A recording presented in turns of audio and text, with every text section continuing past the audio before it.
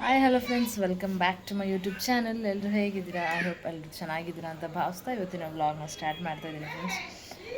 Evening ಆಗಿದೆ, ಇವಾಗಷ್ಟೇ cool ಆಗಿದೆ. ಎಷ್ಟು ಬಿಸಿಲು ಅಂದರೆ ಹೊರಗಡೆ ಹೋಗೋಕ್ಕಾಗ್ತಾಯಿಲ್ಲ. ಒಂದೆರಡು ದಿನ ಮಳೆ ಬಂತು, ಬಟ್ ಆ ಮಳೆಗೆ ಜಾಸ್ತಿ ಇನ್ನೂ ಶೆಕೆ ಸ್ಟಾರ್ಟ್ ಆಗಿಬಿಟ್ಟಿದೆ. ಹೊರಗಡೆ ಅಂತೂ ಹೋಗೋಕ್ಕಾಗಲ್ಲ. ಒಂದು 5-6ವರೆಗೂ ತುಂಬ ಅಂದರೆ ತುಂಬ ಬಿಸಿಲು. ಹೀಗೆ ವರ್ಕಿಂಗ್ ಅಂದರೆ ಕೆಲ್ಸಕ್ಕೆ ಹೋಗೋರು, ಇಲ್ಲಿ ಹೊರಗಡೆ ಕೆಲಸ ಮಾಡ್ತಾರಲ್ಲ, ರೋಡ್ ಸೈಡ್ ಕೆಲಸ ಮಾಡ್ತಾರಲ್ಲ, ಅವರು ಹೀಗೆ ಕೆಲಸ ಮಾಡ್ತಾರೆ ಬಿಸಿಲು ಟೈಮಲ್ಲೂ ಹಾಗೇ. ಬಟ್ ನೆಕ್ಸ್ಟು ಮಳೆಗಾಲ ಸ್ಟಾರ್ಟ್ ಆಗುತ್ತೆ. ಇನ್ನು ಮಳೆ ಟೈಮಲ್ಲಿ ಪಾಪ ಮಳೆಯಲ್ಲೂ ಕೆಲಸ ಮಾಡಬೇಕು. ನಿಜವಾಗ್ಲೂ ನಮಗೆ ಇಲ್ಲಿ ಹೊರಗಡೆ ಹೋಗೋಕ್ಕಾಗ್ತಾಯಿಲ್ಲ. ಇವಾಗ ಜಸ್ಟ್ ಕೂಲಾಗಿದೆ ಅಂತ ನಾವು ಈಚೆ ಬಂದು ಕೂತಿದ್ದೀವಿ. ಸ್ವಲ್ಪ ವೆದರ್ ಕೂಲಾಗಿದೆ. ಹಾಗೆ ಮಮ್ಮಿ ಟೀ ಮಾಡ್ತಾಯಿದ್ದಾರೆ. ಸ್ವಲ್ಪ ಟೀ ಕುಡಿಬೇಕನ್ನಿಸ್ತು, ಮಾರ್ನಿಂಗಿಂದ ಕುಡಿದಿರಲಿಲ್ಲ. ಇಲ್ಲಿವರೆಗೂ ಅಂದರೆ ಒಂದು 6 ಮೇಲೆ ಟೀ ಕುಡಿಬೇಕನ್ಸುತ್ತೆ. ಅದಕ್ಕೂ ಮುಂಚೆ ಅಷ್ಟೊಂದು ಟೀ ಕಾಫಿ ಎಲ್ಲ ಇವಾಗ ಕೇಳಿಸೋದಿಲ್ಲ. ಏನಾದರೂ ಲಿಕ್ವಿಡ್ ಐಟಮ್ಸ್ ಕುಡಿಬೇಕನ್ಸುತ್ತೆ. ಅಷ್ಟೊಂದು ಟೀ ಕಾಫಿ ಚಳಿ ಟೈಮಲ್ಲಿ ಬೇಕು ಅನ್ಸುತ್ತೆ. ಒಂದು 4-4:30ಗೆಲ್ಲ ಬೇಕು ಅನಿಸ್ಬಿಡುತ್ತೆ ಚಳಿ ಟೈಮಲ್ಲಿ. ಇವಾಗ ಒಂದು 6 ಆಗಿದೆಯಲ್ಲ, ಸ್ವಲ್ಪ ಕೂಲ್ ಆಗಿದೆಯಲ್ಲ, ಟೀ ಕುಡಿಬೇಕನ್ನಿಸ್ತು. ಮಮ್ಮಿ ಟೀ ಮಾಡ್ತಾಯಿದ್ದಾರೆ. ಹಾಗೆ ಫ್ರೆಂಡ್ಸ್, ಬಂದಿದ್ದೆಲ್ಲ ಹೆಂಗೋ ನಮ್ಮ ಅತ್ತೆ ಮನೆಗೆ ಹೋಗ್ಬಿಟ್ಟು ಬರೋಣ ಅಂತ. ಅಂದರೆ ನಮ್ಮ ಅಪ್ಪನ ತಂಗಿ ಮನೆ. ನಮ್ಮ ಮನೆಯಿಂದ ಸ್ವಲ್ಪ 1-2-3 ಮಿನಿಟ್ಸ್ ಆಗುತ್ತೆ, ವಾಕಬಲ್ ಡಿಸ್ಟೆನ್ಸ್ ಅಷ್ಟೇ. ಅವ್ರ ಮನೆಗೆ ಹೋಗ್ಬಿಟ್ಟು ಬರೋಣ ಅಂತ ಹೋದೆ. ನೀನು ಹೋಗು, ಆಮೇಲೆ ಬರ್ತೀನಿ ಅಂತ ನಮ್ಮ ಮಮ್ಮಿ ಹೇಳಿದ್ರು. ಅದಕ್ಕೆ ನನ್ನ ತಮ್ಮನ ಹತ್ರ ಡ್ರಾಪ್ ಮಾಡಿಸ್ಕೊಂಡೆ ಅವ್ರ ಮನೆಗೆ. ಅಲ್ಲಿ ಹೋದ ತಕ್ಷಣ ವಡೆ ಮತ್ತು ಪಾಯಸ, ಅನ್ನ ಸಾಂಬಾರೆಲ್ಲ ಮಾಡಿದ್ರು. ಇನ್ನು ನಾನ್ ವೆಜ್ಜು ಆದರೂ ನಾಳೆ ಅಂತ ಹೊಸ್ದುಡ್ಕ್ ಮಾಡಿದ್ರಲ್ಲ. ನಾನು ಸ್ಯಾಟರ್ಡೇ ತಿನ್ನಲ್ವಲ್ಲ, ಅದಕ್ಕೆ ವೆಜ್ ಮಾಡಿದ್ರು. ಅಷ್ಟರಲ್ಲಿ ನಮ್ಮ ಮಮ್ಮಿನೂ ಬಂತು, ಎಲ್ಲ ರೆಡಿ ಆಗೋಷ್ಟರಲ್ಲಿ. ಹಾಗೆ ಮಾತಾಡ್ತಾ ಟೈಮ್ ಪಾಸ್ ಮಾಡ್ತಾ ಸಂಜೆವರೆಗೂ ಅಲ್ಲೇ ಕೂತಿದ್ವಿ. ಸಂಜೆ ಮೇಲೆ ಬಂದ್ವಿ ಫ್ರೆಂಡ್ಸ್ ಮನೆಗೆ. ಹೆಸರುಬೇಳೆ ಪಾಯಸ ಮತ್ತು ವಡೆ, ಹಬ್ಬದಲ್ಲೂ ವಡೆ 2 ಡೇಸ್ ಕಂಟಿನ್ಯೂಸ್ ಆಗಿ ತಿಂದಿದ್ದೀವಿ. ಮತ್ತು ಇವಾಗಲೂ ಹೆಸರುಬೇಳೆ ಪಾಯಸ ತುಂಬ ಚೆನ್ನಾಗಿತ್ತು, ಇಷ್ಟ ಆಯಿತು ನನಗೆ. ಮತ್ತು ವಡೆನೂ ಅಷ್ಟೇ ಚೆನ್ನಾಗಿತ್ತು. ಎಲ್ಲರ ಜೊತೆನೂ ಸುಮಾರು ದಿನ ಆದಮೇಲೆ ಅವ್ರ ಮನೆಗೆ ಹೋಗಿದ್ನಲ್ಲ, ಎಲ್ಲರ ಜೊತೆನೂ ಮಾತಾಡ್ದಾಗಾಯಿತು. ಚೆನ್ನಾಗಿ ಟೈಮ್ ಪಾಸ್ ಕೂಡ ಆಯಿತು ನಮಗೆ. ಹಾಗೆ ಫ್ರೆಂಡ್ಸ್, ಏನಂದರೆ ನಾಳೆ ನಮ್ಮ ಊರಿನ ಗ್ರಾಮ ದೇವಸ್ಥಾನ ಇದೆ ಮೇನ್ ರೋಡಲ್ಲಿ. ಅಲ್ಲಿ ಏನಂದರೆ ನಾವು ಪೂಜೆ ಮಾಡಿಸ್ಬೇಕು ಅಂತ ಅಂದ್ಕೊಂಡಿತ್ತು ನಮ್ಮ ಮಮ್ಮಿ. ಅಂದರೆ ಅಭಿಷೇಕ ಮಾಡಿಸ್ಬೇಕು ದೇವರಿಗೆ ಅಂತ. ಅದಕ್ಕೆ ನನ್ನ ತಮ್ಮ ಪೂಜೆಗೆ ಏನೇನು ಬೇಕೋ ಎಲ್ಲನೂ ತೊಗೊಂಬರಕ್ಕೆ ಹೋಗಿದ್ದ. ಇವಾಗ ತಾನೇ ಮನೆಗೆ ಬಂದಿದ್ದಾನೆ. ನೋಡೋಣ ಏನೇನು ತೊಗೊಂಬಂದಿದ್ದಾನೆ ಅಂತ. ನೋಡ್ತಾ ಇದ್ದೀರಲ್ಲ ಫ್ರೆಂಡ್ಸ್, ಹೂವು ಮತ್ತು ದೇವರಿಗೆ ಸೀರೆ, ಮತ್ತು ಇಲ್ಲಿ ಹಣ್ಣು, ಅಭಿಷೇಕ ಮಾಡೋದಕ್ಕೆ ಏನೇನು ಸಾಮಾನು ಬೇಕೋ ಎಲ್ಲನೂ ತೊಗೊಂಬಂದಿದ್ದಾನೆ. ಹಾಗೆ ವಿಷಯ ಏನು ಅಂತ ಹೇಳಿದ್ರೆ, ನಾಳೆ ನಮ್ಮ ಪಪ್ಪಂದು ಮತ್ತು ನಮ್ಮ ಮಮ್ಮಿದು 25th anniversary, silver jubilee. 25th complete ಆಗಿ 26th ಇಯರಿಗೆ ಕಾಲಿಡ್ತಾ ಇದ್ದಾರೆ. ಹೇಗೂ ನಾನು ಬಂದಿದ್ದೆ. ಇವಾಗ ಸಂಡೇ ಬೇರೆ ಆಗಿತ್ತು, ಎಲ್ಲರಿಗೂ ರಜಾ ಇರುತ್ತೆ. ಹೇಗೂ ದೇವ್ರದ್ದು ಪೂಜೆನ ಮುಗಿಸ್ಬಿಡೋಣ ಅಂತ ನಾಳೆ ಪ್ಲ್ಯಾನ್ ಮಾಡ್ಕೊಂಡಿದ್ದೀವಿ. ಶಿವರು ಇವಾಗ ಬರ್ತೀನಿ ಅಂತ ಕಾಲ್ ಮಾಡಿದರು.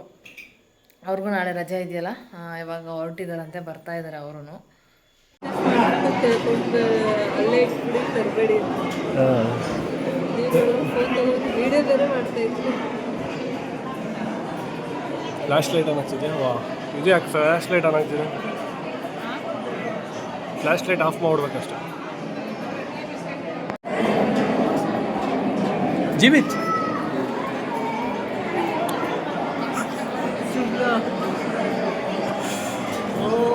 ಅಕ್ಕ ತಿರುಗ್ಬಿಟ್ಲು ಹಂಗೆ, ಮಗ ಬಂದ ಅಂತ.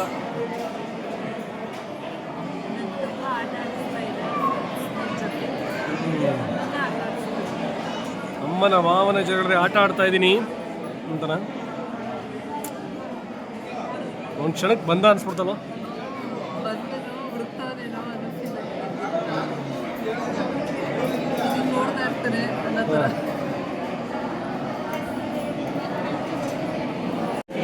ಮಗನಿಗಾಗಿ ಕಾಯುತ್ತಿರುವ ತಾಯಿ. ಎಷ್ಟೊತ್ತಿಗೆ ಮಗನ ನೋಡ್ತೀನಿ ಅನ್ನಿಸ್ತಿದೆ ಅಲ್ವ.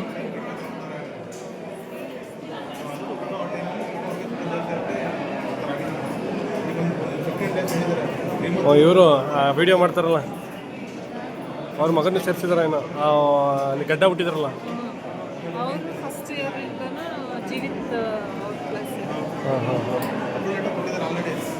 ನೋಡಿ ಗಾಯ್ಸ್, ಅವರು ಇವ್ರು ಮಾಡ್ತಾರಲ್ಲ ರೀಲ್ಸ್, ನೀವು ನೋಡಿರ್ತೀರ ರೀಲ್ಸ್ ಏನೋ ಮಾಡ್ತಾರೆ ಅವರು.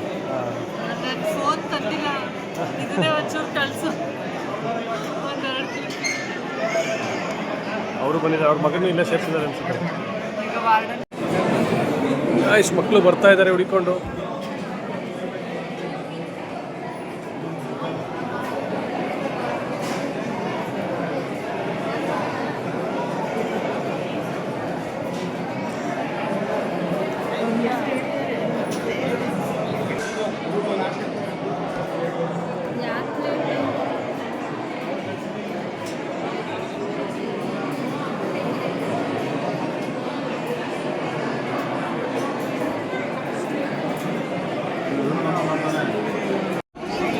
ಹಾಂ, ಈಗ ವಿಡಿಯೋ ಮಾಡ್ತಾಯಿದ್ದೀನಿ. ಫೋಟೋ ಆಯಿತು, ಫೋಟೋ ಆಯಿತು. ಏನಪ್ಪ ಹೀರೋ ಎಕ್ಸಾಮ್ ಹೇಗೆ ಮಾಡಿದೆ? ಅದೆಲ್ಲ ಹೇಳ್ಬಿಡ ಗುರು ಓದ್ತೀಯ ನೋಡಿ. ರಿಸಲ್ಟ್ ಕಾಯಿರಿ ಅಂತ ನಾನೇನು ಹೇಳಲ್ಲ. ರಿಸಲ್ಟ್ ಕಾಯಿರಿ. ಬಾಸ್ ಇನ್ನು 40 ದಿವಸಕ್ಕೆ ಆಚೆ ಬರೋ ಖುಷಿಲಿದ್ದಾರೆ. ಅದ್ರ ಬದಲು ಎಕ್ಸಾಮ್ಗೆ ಮುಗಿಸ್ಬೇಕು, ಆಮೇಲೆ ಸಿಗೋದು ನೆಮ್ಮದಿ. ಫ್ರೆಂಡ್ಸ್ ನೋಡಿ ಬಂದರು ನಮ್ಮ ಯಜಮಾನ್ರು, ಮನೆಯವರ ಅಪರಂಜಿ. ಇಲ್ಲ ಬೇಡ, ಎಕ್ಸ್ಪ್ರೆಸ್ ಮಾಡಲ್ಲ ಫ್ರೆಂಡ್ಸ್ ನಾನು, ಬಟ್ ಮನಸ್ಸಲ್ಲಿರುತ್ತೆ. ಇವರು ಅಷ್ಟೇ, ಏನನ್ನೂ ಎಕ್ಸ್ಪ್ರೆಸ್ ಮಾಡಲ್ಲ, ಬಟ್ ಮನಸ್ಸಲ್ಲಿ ಇಟ್ಕೊತಾರೆ. ಅದು ನಂಗೆ ಚೆನ್ನಾಗಿ ಗೊತ್ತು. ಕೆಲವೊಬ್ಬರು ಅಂದರೆ ಕೆಲವೊಂದು ಕಪಲ್ಸು ಈ ಥರ ಎಕ್ಸ್ಪ್ರೆಸಿವ್ ಇರ್ತಾರೆ, ಏನೇ ಆದರೂ ಓಪನ್ ಆಗಿ ಹೇಳ್ಕೊಳ್ಳೋಂಥದ್ದು. ಅಂದರೆ ಪರ್ಸ್ನಲಾಗಿ ನಾವಿಬ್ಬರು ಹೇಳ್ಕೊತೀವಿ, ಬಟ್ ಬೇರೆಯವ್ರ ಮುಂದೆ ಓಪನ್ ಆಗಿ ಎಷ್ಟೊಂದು ಜನ ಹೇಳ್ಕೊತಾರೆ ಹಂಗೆ ಹಿಂಗೆ ಅಂತ. ಕೆಲವೊಬ್ಬರು ಎಕ್ಸ್ಪ್ರೆಸಿವ್ ಇರಲ್ಲ ನಮ್ಮ ಥರ. ಇನ್ನು ಕೆಲವೊಬ್ಬರು ತುಂಬ ಎಕ್ಸ್ಪ್ರೆಸಿವ್ ಇರ್ತಾರೆ. ನೀವು ಹೆಂಗೆ ಎಕ್ಸ್ಪ್ರೆಸಿವ್ ಇಲ್ಲ ತಾನೆ? ನಂಗೆ ಗೊತ್ತು. ನಾಟ್ ಸೋ ಅಲ್ಲ, ನಾಟ್ ಎಕ್ಸ್ಪ್ರೆಸಿವ್. ಅವ್ರು ಏನನ್ನು ಓಪನ್ ಅಪ್ ಆಗಿ ನಾವು ಫೋರ್ಸ್ ಮಾಡಿ ಕೇಳೋವರೆಗೂ ಹೇಳ್ಕೊಳ್ಳಲ್ಲ ಫ್ರೆಂಡ್ಸ್. ಹಿಂಸೆ ಮಾಡ್ತಾ ಇರ್ಬೇಕು, ಹೇಳಿ ಹೇಳಿ ಹೇಳಿ ಅಂತ. ನೇಚರ್, ಮೊದಲಿಂದನೂ ನೇಚರ್ ಅದೇನೆ ಫ್ರೆಂಡ್ಸ್. ಇದು ಚೆನ್ನಾಗಿ, ನಾನು ಏನಾದರೂ ತಿಂಡಿ ಮಾಡಿರ್ತೀನಿ, ಅಡುಗೆ ಮಾಡಿರ್ತೀನಲ್ವಾ, ಚೆನ್ನಾಗಿದೆಯಾ ಅಂತಂದರೆ ಹ್ಞೂ, ನಾನು ಕೇಳಿದ್ಮೇಲೆ ಹ್ಞೂ, ಅದು ತುಂಬ ಚೆನ್ನಾಗಿದ್ರೆ ಹ್ಞೂ ತುಂಬ ಚೆನ್ನಾಗಿದೆ, ಅದು ನಾನು ಕೇಳಿದ್ಮೇಲೆ. ಅದು ನಾನು ಒಬ್ಬಳೇ ಅಲ್ಲ, ರಮ್ಯಾಕನೂ ಹಂಗೆ ಹೇಳ್ತಾರೆ, ಸೌಮ್ಯಕನೂ ಹಂಗೆ ಹೇಳ್ತಾ ಇರ್ತಾರೆ. ಅವ್ರಿಗೆ ಚಿಕ್ಕ ವಯಸ್ಸಿಂದ ಎಕ್ಸ್ಪೀರಿಯನ್ಸ್ ಆಗ್ಬಿಟ್ಟಿದೆ, ನನಗೆ ಈಗ ಆಗ್ತಾ ಇದೆ. ಇನ್ನೂ ಆಗೋದು ತುಂಬ ಇದೆ. ತುಂಬ ಸೈಲೆಂಟ್ ಪರ್ಸನ್ ಇವರು. ದುಡ್ಡು ಕೊಟ್ಬಿಟ್ಟು ಮಾತಾಡಿಸ್ಬೇಕು ಅಂತಾರಲ್ಲ, ಹಂಗೆ ಅವ್ರಿಗೆ ಗೋಗರ್ಕೊಂಡು ಮಾತಾಡಿಸ್ಬೇಕು ಇವ್ರನ್ನ. ಮತ್ತೆ ಇನ್ನೇನು ಸಮಾಚಾರ? ನಾಳೆ ಸಂಡೇ, ಮೈಂಡ್ ಫ್ರೀ ಆಗಿದೆಯಾ? ಇವತ್ತು ರಜಾ ತಗೊಂಡು ಎತ್ಕೋಗಿದ್ರಿ ಜೀವಿತ್ ಮಾತಾಡ್ಸಕ್ಕೆ. ಹೆಂಗ ಅನಿಸ್ತು ಅಳಿನ ಮಾತಾಡಿಸಿ? ತುಂಬ ಖುಷಿ ಆಯಿತು, ಎಷ್ಟೋ ದಿವಸ ಆದಮೇಲೆ ಅವ್ನು ನೋಡಿದ್ದು. ಆಮೇಲೆ ಅವನು ಅಷ್ಟೊಂದು ಎಕ್ಸ್ಪ್ರೆಸಿವ್ ಅಲ್ಲ, ಅವನು ಸ್ವಲ್ಪ ತುಂಬ ಏನಾದ್ರೆ ಪಾಪ ನೋಡಿ ಎಷ್ಟೊಂದು ಸಣ್ಣ ಆಗ್ಬಿಟ್ಟಿದ್ದಾನಲ್ವಾ. ಮದ್ವೆಲೂ ಸಣ್ಣನೇ ಇದ್ದ. ನಮ್ಮ ಮದ್ವೆಲಿ ನೋಡಿದ್ದು, ಡೈರೆಕ್ಟಾಗಿ ನೋಡಿದ್ದು ಫಸ್ಟ್ ಟೈಮ್ ಕಾಲೇಜಿಗೆ ನೀವು ಕರ್ಕೊಂಡೋಗಿದ್ರಿ. ಏನು ಗೊತ್ತಾ ಫ್ರೆಂಡ್ಸ್, ಸ್ಟಾರ್ಟಿಂಗು ನಮ್ಮ ಎಂಗೇಜ್ಮೆಂಟ್ ಆಗಿ 1 ಮಂತ್ ಆದಮೇಲೆ ಕರ್ಕೊಂಡೋಗಿದ್ರು ನನ್ನ ಜೀವಿತ್ ಹಾಸ್ಟೆಲಿಗೆ, ಕಾಲೇಜಿಗೆ. ಸೌಮ್ಯಕ್ಕ, ನಾನು, ಚಿಂಟು, ಇವರು 4 ಜನ ಹೋಗಿದ್ವಿ. ಆವಾಗ ಓಕೆ, ತುಂಬ ಸಣ್ಣ ಇರಲಿಲ್ಲ, ಮೀಡಿಯಮ್ ಆಗಿ ಇದ್ದಿದ್ದು ಜೀವಿತ್ತು. ಮದುವೆಲೂ ತುಂಬ ಸಣ್ಣ ನನ್ನ ಕಣ್ಣಿಗೆ ತುಂಬ ಸಣ್ಣ ಆಗಿದ್ದಾರೆ ಅಂತ ಅನಿಸ್ತಾಯಿತ್ತು. ಬಟ್ ಈಗ ವೀಡಿಯೋದಲ್ಲಿ ನೋಡಿದ್ಮೇಲೆ ಅಂದರೆ ಎಕ್ಸಾಮ್ ಟೆನ್ಷನ್ನು, ರಿಸಲ್ಟ್ ಟೆನ್ಷನ್ನು, ಇವಾಗ ಇನ್ನೂ ಎಕ್ಸಾಮ್ಸ್ ಇದೆ, ಇನ್ನೂ ತುಂಬ ಇಂಪಾರ್ಟೆಂಟ್ ಎಕ್ಸಾಮ್ಸು. ಎಷ್ಟೊಂದು ಟೆನ್ಷನ್ ಇರುತ್ತೆ ಅಲ್ವಾ ಮಕ್ಕಳಿಗೆ. ಅಂದರೆ ಇಷ್ಟು ದಿನ ಕಷ್ಟಪಟ್ಬಿಟ್ಟಿದ್ದೀನಿ, 1 ತಿಂಗಳು ಮ್ಯಾಕ್ಸಿಮಮ್ ಎಫರ್ಟ್ ಹಾಕ್ಬಿಡು. ಆಮೇಲೆ ಇನ್ನೊಂದೇನಪ್ಪ ಅಂದರೆ ರಕ್ಷಿತನ ಕಂಡ್ರೆ ನಾಚ್ಕೊಂತ ನಾನು ಸ್ವಲ್ಪ ಮಾತಾಡ್ಬೇಕಾದ್ರೆ ಇವತ್ತು ಸುಮ್ಮನೆ ಕೇಳಿ, ಹಂಗೂ ಬೇಡ ಅಂತಾನೇನೋ ನಾಚ್ಕೊಂತಾನೆ, ಫೋನ್ ಮಾಡ್ಕೊಳ್ಳಿ ಮತ್ತೆ ಹಂಗೂ ಮಾಡ್ಕೊಡು ಅಂತ ಕೇಳ. ಹೌದಾ? ಸೊ ಮಾತಾಡ್ದ ಇವತ್ತು ಆರಾಮಾಗೇನೆ. ಅದು ಹಂಗೆ ಹೋಗ್ತಾ ಹೋಗ್ತಾ ಅಭ್ಯಾಸ ಆಗುತ್ತೆ. 2-3 ಸಲ ಮಾತಾಡ್ಸಿದ್ದೀನಲ್ಲ, ಈಗ ಸರಿ ಹೋಗುತ್ತೆ, ಏನಿಲ್ಲ. ಚಿಂಟು ಒಂದು ನಾಚ್ಕೊಳ್ಳೋದೇ ಇಲ್ಲ, ಅದೊಂಥರ ಆಪೋಸಿಟ್ ಕ್ಯಾರೆಕ್ಟರು. ಚಿಂಟು ರೇಗಿಸ್ಕೊಂಡು ಜಾಲಿಯಾಗಿ ಮಾತಾಡ್ತಾ ಇರ್ತಾಳೆ. ಇನ್ನು ನಮ್ಗೇನಪ್ಪ ಅಂದ್ರೆ ಇಬ್ರು ಅವ್ನು ಬಂದ್ಮೇಲಂತೂ ಇಬ್ರು ಎಷ್ಟು ಕಚ್ಚಾಡ್ತಾರೋ ಎಷ್ಟು ಓಡಾಡ್ತಾರೋ ಗೊತ್ತಿಲ್ಲ ನಮಗೆ. ಹೌದಾ? ಮಾಮೂಲಿ ಅದು ಇದ್ದಿದ್ದೆ, ಅದೆಲ್ಲ ಚಿಕ್ಕ ವಯಸ್ಸಲ್ಲಿ ಇದ್ದಿದ್ದೆ. ಈಗ ನಾವು ಹೊಡೆದಾಡ್ತಾ ಇದ್ವಿ. ಇವಾಗ ಜಸ್ಟ್ ಮಾತಲ್ಲಿ ಏನೋ ಸಣ್ಣ ಪುಟ್ಟ ಜಗಳಾಡ್ತೀವಿ ಅಷ್ಟು ಬಿಟ್ರೆ ಏನಿಲ್ಲ. ನೀವು ಅಕ್ಕಂದಿರ ಜೊತೆ ಹೊಡೆದಾಡ್ತಾ ಇದ್ರ? ಕಡಿಮೆ ಅಂದರೆ ಚಿಕ್ಕ ವಯಸ್ಸಲ್ಲಿ ಆಡ್ತಿದ್ದೇನೋ ಸ್ವಲ್ಪ. ಅಂದರೆ ನಾನು ಜಾಸ್ತಿ ಹೊರಗಡೆ ಬರೀ ಆಟನೇ ನಾನು ಹೊರಗಡೆ.